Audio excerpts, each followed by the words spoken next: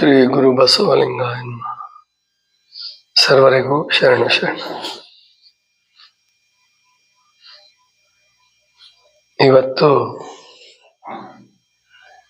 ರಾಜಧಾನಿಯಲ್ಲಿ ದೆಹಲಿಯಲ್ಲಿ ಒಂದು ವಿಶೇಷವಾದ ಕಾರ್ಯಕ್ರಮ ಇದೆ. ಪ್ರತಿನಿತ್ಯ ಕಾರ್ಯಕ್ರಮಗಳಲ್ಲಿ 22ನೇ ತಾರೀಕಿನಿಂದನೂ ಇವತ್ತಿನವರೆಗೂ, ಅಥವಾ ಇನ್ನು ಇವತ್ತಿನವರೆಗೆ ಅಲ್ಲ,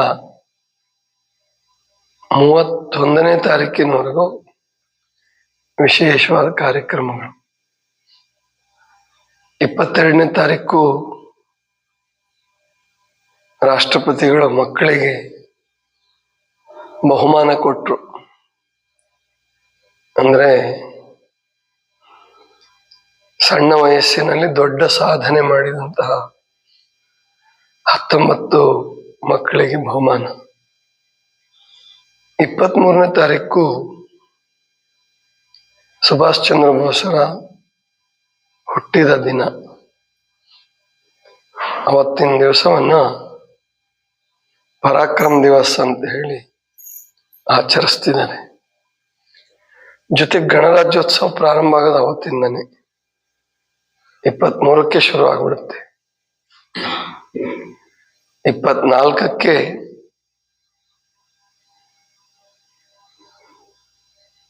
ಉಪರಾಷ್ಟ್ರಪತಿಗಳು ಹಮಾರಾ ಸಂವಿಧಾನ್ ಹಮಾರಾ ಸಮ್ಮಾನ್ ಅನ್ನುವಂಥ ಕಾರ್ಯಕ್ರಮ ಉದ್ಘಾಟನೆ ಮಾಡಿದ್ರು. ಇನ್ನು 25ಕ್ಕೆ ಸಂವಿಧಾನ ದಿವಸನೇ ಮತದಾರರ ದಿವಸ. 25ಕ್ಕೆ ಚುನಾವಣಾ ಆಯೋಗ ಹುಟ್ಟಿದ್ದು. 26 ಗಣರಾಜ್ಯೋತ್ಸವ. 27 NCC ಕೆಡೆಟ್ಗಳಿಗೆ ಒಂದು ಕಾರ್ಯಕ್ರಮ ಇಟ್ಕೊಂಡಿದ್ರು. ಅವರು ಒಂದು 4,000-5,000 ಜನ ಸೇರಿದ್ರು. ನಿನ್ನೆ ಮನ್ ಕಿ ಬಾತ್ 28ಕ್ಕೆ ತಿಂಗಳ ಕೊನೆ ಭಾನುವಾರ ಆ ಕಾರ್ಯಕ್ರಮ. ಇವತ್ತು ಇನ್ನೊಂದು ವಿಶೇಷವಾದ ಕಾರ್ಯಕ್ರಮ ಇದೆ. ಅದು ಪ್ರಾಯಶಃ ನಿಮಗೆ ಬಹಳ ಜನರಿಗೆ ಗೊತ್ತಿರಲಿಕ್ಕಿಲ್ಲ. ಯಾಕಂದ್ರೆ ಅದು ದೊಡ್ಡವ್ರ ಕಾರ್ಯಕ್ರಮ ಅಲ್ಲ, ಅದು ಕೂಡ ಮಕ್ಕಳ ಕಾರ್ಯಕ್ರಮನೇ. ಪರೀಕ್ಷಾ ಪೇ ಚರ್ಚಾ. ಈ ಪರೀಕ್ಷಾ ಪೇ ಚರ್ಚಾ ಅಂದ್ರೆ ಅದು ಪ್ರಾಯಶಃ ಇಡೀ ಜಗತ್ತಿನಲ್ಲಿ ಒಬ್ಬ ಪ್ರಧಾನಮಂತ್ರಿ ಅಥವಾ ರಾಜಕೀಯ ಮುಖಂಡ, ದೇಶದ ಚುಕ್ಕಾಣಿಯನ್ನು ಹಿಡಿದು ನಡೆಸ್ತಕ್ಕಂತಹ ಒಬ್ಬ ಮುಖಂಡ ಸಮಯ ಮಾಡಿಕೊಂಡು ವರ್ಷ ಮಕ್ಕಳ ಜೊತೆ ಮಾತನಾಡ್ತಕ್ಕಂತಹ ಒಂದು ಕಾರ್ಯಕ್ರಮ. ಪರೀಕ್ಷೆ ಬಗ್ಗೆ. ಪರೀಕ್ಷೆ ಅಂತಂದ್ರೆ ನಾವು ಚಿಕ್ಕವರಿದ್ದಾಗ ಒಂದು ಹಬ್ಬ ಅಂತ ಅನ್ಕೊಂತಿದ್ವಿ. ಹಬ್ಬದ ತರ ಇರ್ತಿತ್ತು. ಯಾಕೆಂದ್ರೆ ಪರೀಕ್ಷೆಯಲ್ಲಿ ಚೆನ್ನಾಗಿ ಬರೀಬೇಕು, ಫಸ್ಟ್ ಕ್ಲಾಸ್ ಬರಬೇಕು, ಮುಂದಿನ ತರಗತಿಗೆ ಹೋಗ್ಬೇಕು. ಅದಕ್ಕೆ ಎಲ್ಲರ ಆಶೀರ್ವಾದ ಕೇಳ್ತಿದ್ವಿ. ನಾವಿದ್ದಿದ್ದ ಹಾಸ್ಟೆಲಲ್ಲಿ. ಅವಾಗೇನು ಫೋನ್ಗಳಿರ್ಲಿಲ್ಲ, ನಮಗೆಲ್ಲ ವ್ಯವಸ್ಥೆ ಏನೂ ಇಲ್ಲ. ತಂದೆ ತಾಯಿಗಳ ಜೊತೆ ಅಂತೂ ಮಾತಾಡಕ್ಕಾಗಲ್ಲ. ಆತ್ಮೀಯ ಶಿಕ್ಷಕರ ಜೊತೆಗೆ ನಿಮ್ಮ ಆಶೀರ್ವಾದ ಇರಲಿ ಸರ್ ಅಂತಿದ್ವಿ. ಹಿರಿಯ ವಿದ್ಯಾರ್ಥಿಗಳಿಗೆ ಆಶೀರ್ವಾದ, ಮಾರ್ಗದರ್ಶನ ಕೇಳ್ತಿದ್ವಿ. ಈ ತರ ಒಂದ್ ರೀತಿ ಹಬ್ಬದ ತರನೇ ಆಚರಿಸ್ತಿದ್ವಿ. ನಮಗೇನಾವತ್ತು ಸ್ವೀಟ್ ಮಾಡ್ತಿರ್ಲಿಲ್ಲ, ಏನೂ ಇಲ್ಲ. ಆದ್ರೂ ವಾತಾವರಣ ಮಾತ್ರ ಹಬ್ಬದ ವಾತಾವರಣ ಇರ್ತಿತ್ತು. ಅದನ್ನೇ ಮೋದಿಯವರು 7 ವರ್ಷಗಳಿಂದ, ಅಂದ್ರೆ 18ನೇ ಇಸ್ವಿಲಿ ಮೊದಲನೇ ಕಾರ್ಯಕ್ರಮ ಪ್ರಾರಂಭ ಮಾಡಿದ್ರು. ಅವರು ಪ್ರೈಮ್ ಮಿನಿಸ್ಟರ್ ಆಗಿ 4 ವರ್ಷದ ನಂತರ ಏನು ಅಂದ್ರೆ ಮಕ್ಕಳನ್ನ ಆಯ್ಕೆ ಮಾಡೋದು, ಯಾರು ಹಿಂದಿ ಚೆನ್ನಾಗಿ ಬರುತ್ತೆ ಯಾರ ಮಕ್ಕಳಿಗೆ ಆ ಮಕ್ಕಳನ್ನೆಲ್ಲ, ಆಮೇಲೆ ಅದರಲ್ಲೂ ಸ್ಕೂಲಲ್ಲಿ ಪ್ರತಿಭಾವಂತ ಮಕ್ಕಳನ್ನ ಆರಿಸರಿ, ಅಲ್ಲಿ ಕಳ್ಸಕ್ಕೆ, ಮುಂದೆ ಕೂತ್ಕೊಳ್ಳೋಕ್ಕೆ. ಏನೋ ಪ್ರಶ್ನೆ ಕೇಳೋರಿದ್ರೆ ಕೇಳಬಹುದು, ಅಭಿಪ್ರಾಯ ಹೇಳೋರಿದ್ರೆ ಹೇಳ್ಬೋದು. ಜೊತೆಗೆ ಅದನ್ನ ರೇಡಿಯೋ ಪ್ರಸಾರ ಮಾಡಿದ್ರು, ರೇಡಿಯೋ ದೂರದರ್ಶನಗಳಲ್ಲಿ ಪ್ರಸಾರ ಮಾಡಕ್ ಶುರು ಮಾಡಿದ್ರು. ಆಮೇಲೆ ಆನ್ಲೈನ್ ತಾಣಗಳಲ್ಲಿ, ಜಾಲತಾಣಗಳಲ್ಲೂ ಕೂಡ ಇಂಟರ್ನೆಟ್ ಅಲ್ಲಿ ಶುರುವಾಯ್ತು. ಅದಕ್ಕೆ ಮುಂಚೆ ನೋಂದಾಯಿಸ್ಕೊಳ್ಳಿ ಅಂತ ಹೇಳಿದ್ರು. ಮೊದಲನೇ ಪರೀಕ್ಷಾ ಪೇ ಚರ್ಚೆ ಅಂದ್ರೆ ಪರೀಕ್ಷೆ ಮೇಲೆ ಮಾತಾಡೋದು.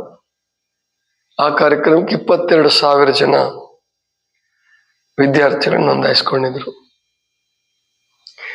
ಈ ಸಾರಿ ಎಷ್ಟು ಜನ ನೋಂದಾಯಿಸ್ಕೋಬೇಕು ಅಂದ್ರೆ ಅದು ವರ್ಷಕ್ಕೆ ಹೆಚ್ಚಾಕೊಂತ ಬಂತು. ಇವತ್ತು ನಡೀತಕ್ಕಂತಹ ಕಾರ್ಯಕ್ರಮಕ್ಕೆ 2,26,00,000 ಜನ ವಿದ್ಯಾರ್ಥಿಗಳು, ಮತ್ತು ಬರೀ ವಿದ್ಯಾರ್ಥಿಗಳಲ್ಲ, ವಿದ್ಯಾರ್ಥಿಗಳು, ಅವರ ಪೋಷಕರು, ತಾಯಿ ತಂದೆಗಳು, ಟೀಚರ್ಸ್, ಶಿಕ್ಷಕರು, ಬರೀ ನಮ್ಮ ದೇಶದವರಲ್ಲ, ಬೇರೆ ದೇಶದವರು ಕೂಡ ನೋಂದಾಯಿಸ್ಕೊಂಡಿದ್ದಾರೆ. ಪ್ರಾಯಶಃ ಇಂಥ ವ್ಯವಸ್ಥೆನೂ ಇರ್ಬೋದು ಅಲ್ಲಿ. ಮೋದಿಯವರು ಹಿಂದಿಲಿ ಮಾತಾಡ್ತಾರೆ, ಅದನ್ನು ಅವರವ್ರ ಭಾಷೆಯಲ್ಲಿ ತರ್ಜುಮೆ ಮಾಡಿಕೊಡೋದಕ್ಕೆ ಆರ್ಟಿಫಿಷಿಯಲ್ ಇಂಟೆಲಿಜೆನ್ಸ್, ಕೃತಕ ಬುದ್ಧಿಮತ್ತೆ ಅಂತ ಉಪಯೋಗಿಸ್ಕೊಂಡು ಇಮಿಡಿಯೇಟ್ ಆಗಿ ಅಂದ್ರೆ ತಕ್ಷಣನೇ ಹಿಂದಿಲಿ ಮಾತಾಡಿದ್ನ ಇಂಗ್ಲಿಷ್ಗೆ ಅಥವಾ ಕನ್ನಡಕ್ಕೆ, ತಮಿಳಿಗೆ, ಫ್ರೆಂಚ್, ಚೀನಿ, ಯಾವ ಭಾಷೆಗಾದರೂ ಅದನ್ನು ಆ ಕ್ಷಣದಲ್ಲೇ ಅದನ್ನು ಟ್ರಾನ್ಸ್ಲೇಟ್ ಮಾಡಿಕೊಟ್ಬಿಡುತ್ತೆ. ಅಷ್ಟು ಮುಂದುವರೆದಿದೆ ಇವಾಗ. ಅಂದ್ರೆ ಮಕ್ಕಳಲ್ಲಿ ಇಷ್ಟು ಆಸಕ್ತಿ ಬಂತು ಈ ಕಾರ್ಯಕ್ರಮದ ಬಗ್ಗೆ. ಅದು ಸಹಜ ಇದೆ ಬಿಡಿ, ಮಕ್ಕಳಿಗೆ ಕುತೂಹಲ ಬರ್ತದೆ. ಪರೀಕ್ಷೆಯನ್ನು ಚೆನ್ನಾಗಿ ಎದುರಿಸ್ಬೇಕು, ನಾವು ಯಶಸ್ವಿ ಆಗಬೇಕು ಅನ್ನೋದು ಮಕ್ಕಳಲ್ಲಿ ಇದ್ದೇ ಇರುತ್ತೆ. ಅದು ದೊಡ್ಡದಲ್ಲ. ಒಬ್ಬ ಪ್ರಧಾನಮಂತ್ರಿ ತನ್ನ ಬಿಡುವಿಲ್ಲದ ಕಾರ್ಯಕ್ರಮದಲ್ಲಿ, ಬಿಡುವಿರೋದಿಲ್ಲ ಅವರಿಗೆ, ಕಾರ್ಯಕ್ರಮ ಮೇಲೆ ಕಾರ್ಯಕ್ರಮ, ಜೊತೆಗೀಗ ಅವ್ರಿಗೆ 73 ವರ್ಷ ನಡೀತಾ ಇದೆ ಇವಾಗ. ಮೋದಿಯವರಿಗೆ 72.5 ವರ್ಷ ಅಂದ್ರೆ 73ನೇ ವರ್ಷ. ಆ ವಯಸ್ಸಲ್ಲಿ ಮತ್ತು ಬಿಡುವಿಲ್ಲದ ಕಾರ್ಯಕ್ರಮದ ನಡುವೆ ಮಕ್ಕಳಿಗೆ ಪರೀಕ್ಷೆಯನ್ನು ಒಂದು ಹಬ್ಬವನ್ನಾಗಿ, ಉತ್ಸವವನ್ನಾಗಿ, ಜೀವನವನ್ನ ದೈವಿ ಅನುಗ್ರಹವಾಗಿ, ಜೀವನ ಅಂದ್ರೆ ಬಹಳ ಜನರಿಗೆ ಭಾರ ಅಂತ ತಿಳ್ಕೊಂಬಿಟ್ಟಿದೀವಿ. ನಮ್ಮ ಕರ್ಮ ನಿಭಾಯಿಸ್ಲೇಬೇಕು, ಬದುಕಲೇಬೇಕು, ಸಾಯೋ ತನಕ ಬದುಕಬೇಕು, ಈ ರೀತಿ ಅನ್ಕೊಂಡಿದೀವಿ ಜೀವನನ. ಆದ್ರೆ ಮೋದಿ ಜೀವನವನ್ನ ಒಂದು ಅನುಗ್ರಹ, ಪರಮಾತ್ಮನ ಕೊಡುಗೆ, ಪರಮಾತ್ಮನ ಪ್ರಸಾದ ಅನ್ನುವ ಭಾವದಿಂದ ತಗೋಬೇಕು ಅಂತ ಹೇಳ್ತಾರೆ. ಅದರ ಅರ್ಥ ಮೋದಿಯವರ ಜೀವನ ಬಹಳ ಸರಳ, ಖುಷಿ, ಸಮಸ್ಯೆಗಳೇ ಇಲ್ಲ ಅಂತ ಹಂಗೇನಿಲ್ಲ. ಈ ಪ್ರವಚನ, ಈ ಚಿಂತನೆ ಮಾಡ್ತೀನಲ್ಲ ನಾನು, ಮತ್ ನನ್ನ ಜೀವನದಲ್ಲೂ ಬಹಳ ಖುಷಿ. ಯಾಕೆ ಸನ್ಯಾಸಿ ಆಗ್ಬಿಟ್ಟಿದ್ದೀನಿ, ಇನ್ನೇನ್ ಸಮಸ್ಯೆಗಳೇ ಇಲ್ಲ, ಏನ್ ಸಂತೋಷವೋ ಸಂತೋಷ, ಉತ್ಸಾಹವೋ ಉತ್ಸಾಹ, ಹಂಗೂ ಇಲ್ಲ. ಪ್ರತಿಯೊಬ್ಬರ ಜೀವನದಲ್ಲಿರೋ ಹಾಗೆ ನನ್ನ ಜೀವನದಲ್ಲೂ, ನಿಮ್ಮ ಜೀವನದಲ್ಲೂ, ಮೋದಿಯವರ ಜೀವನದಲ್ಲೂ, ಎಲ್ಲರ ಜೀವನದಲ್ಲೂ ಸಮಸ್ಯೆಗಳಿರುತ್ತೆ.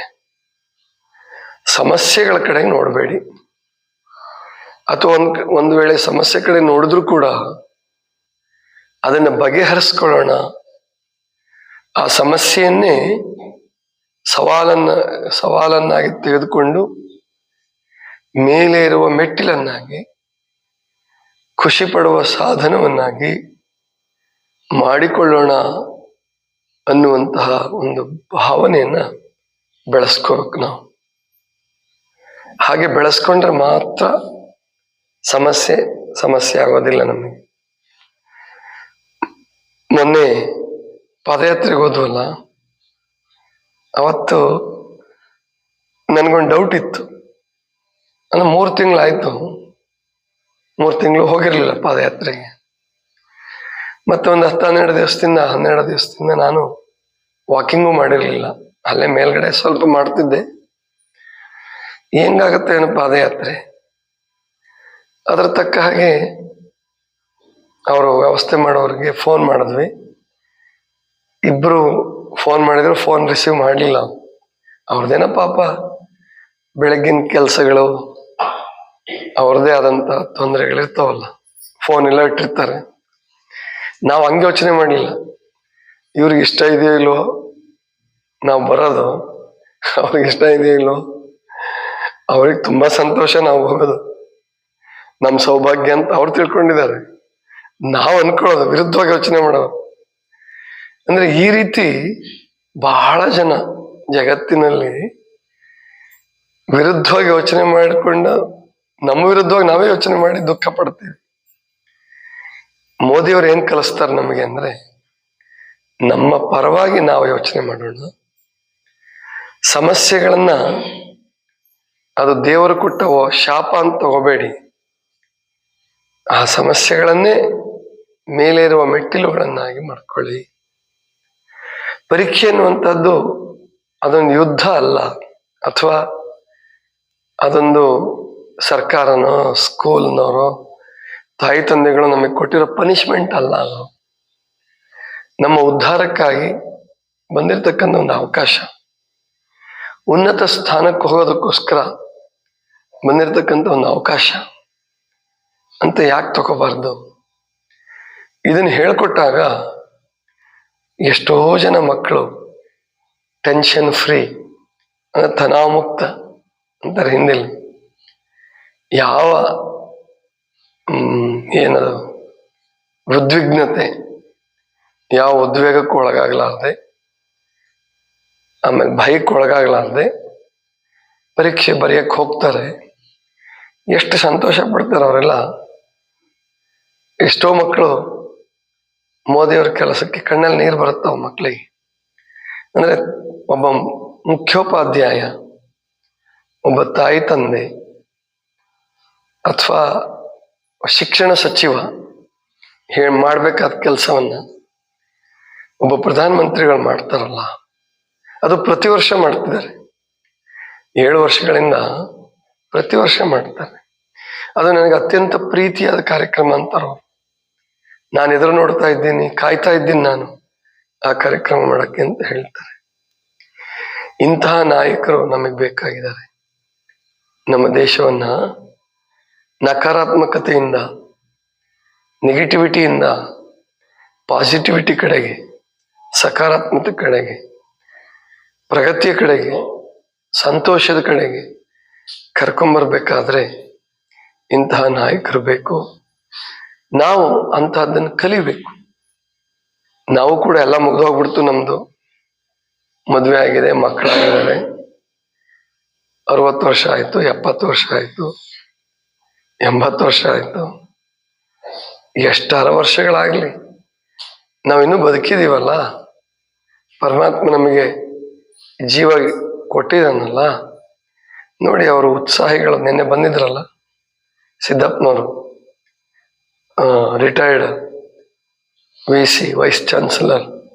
ಇನ್ನು ಎಂಥ ಉತ್ಸಾಹ ಅವರಲ್ಲಿ, ಮತ್ತೆ ಎಷ್ಟು ಸರಳತೆ. ಎಲ್ಲಿ ಸರಳತೆ ಇರ್ತದೆ ಅಲ್ಲಿ ಉತ್ಸಾಹ. ಮತ್ತೆ ಪ್ರಾಮಾಣಿಕತೆ ಇದ್ದಲ್ಲಿ ಸರಳತೆ ಬರ್ತದೆ, ಸರಳತೆ ಇದ್ದಲ್ಲಿ ಉತ್ಸಾಹ ಬರುತ್ತೆ. ಅಂತಹ ಬದುಕನ್ನ ನಾವು ನೀವು ಬದುಕಿದರೆ ಅದೇ ಆರೋಗ್ಯಪೂರ್ಣ ಬದುಕು. ಸರ್ವರಿಗೂ ಶರಣ ಶರಣಾರ್ಥಿ.